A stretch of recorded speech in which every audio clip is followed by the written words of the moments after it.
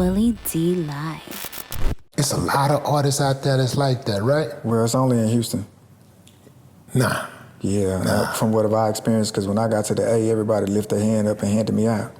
Well, you know, they do say that a prophet is least loved in his own home. Absolutely. Know? Yeah. But that's why I say that, though, just because I was real, close with everybody. Yeah. It wasn't because we didn't have the skill. Yeah. That we didn't cross all the way over. We had the skill.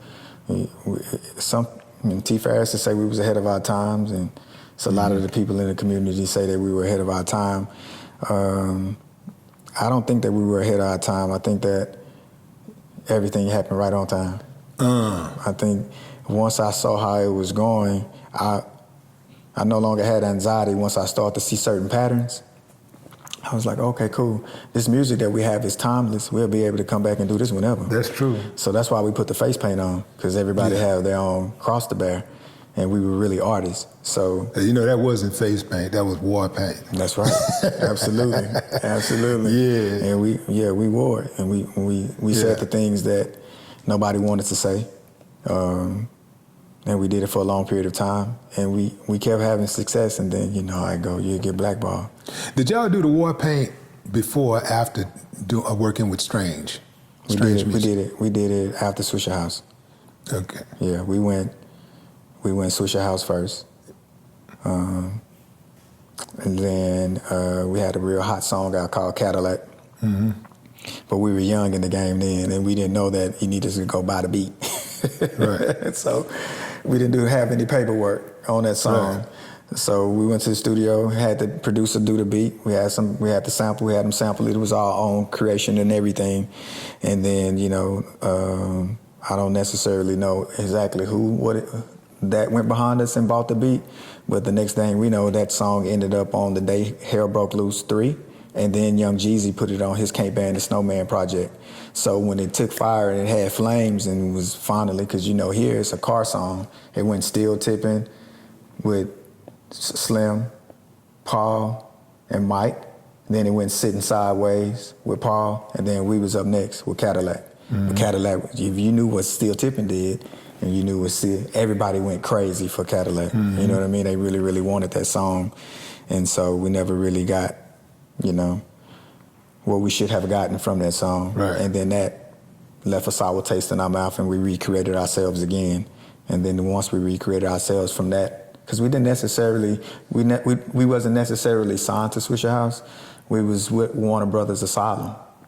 And Todd y'all was doing a collaboration. Yeah, they wanted us to be promoted through Swisher House because they was the most popular in this region at the time.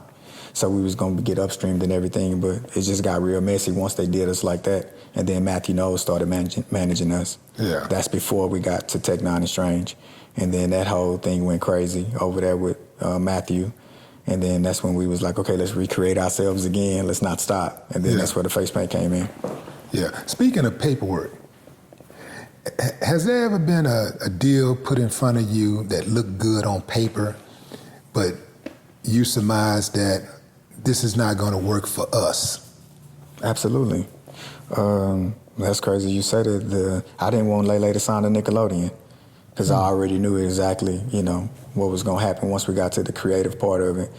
And meaning that they would try to take control. Yeah, I already knew what it was. But like I said, when you see so many, I like to say patterns, and understanding, being able to have great pattern recognition for your own world is very important. Because I don't think that there's no new 365. It's just the same cycle come back around depending on what you did, it's gonna come back around. So a lot of people are not conscious of that. So a lot of the signs was read to me, shown to me, and I saw it. So I was like, okay, here we go again. I had a conversation with Tim Witherspoon, who is married to Kelly Rowland. Kelly Rowland and Beyonce are real close. So coming from Matthew Knowles, seeing all of those contracts and how that went, I already had a precursor to what was gonna happen over here with him. And he was trying to tell me that we don't have a music department at Nickelodeon. Lele will be the first artist with music. And I'm like, that sound good. That sound good. And but at the time, I'm already making 140, 150K a show independent, just touring, doing Man, y'all was getting that kind of money? Yeah, because I learned the game from Strange, from Tech. Ooh. So which is the merchandising game. meet and greets. Yeah. And then rent your venue on your own and get your own dollar bill. Right. You know what I mean? So we was all ready to the bag. When Lele popped, she popped.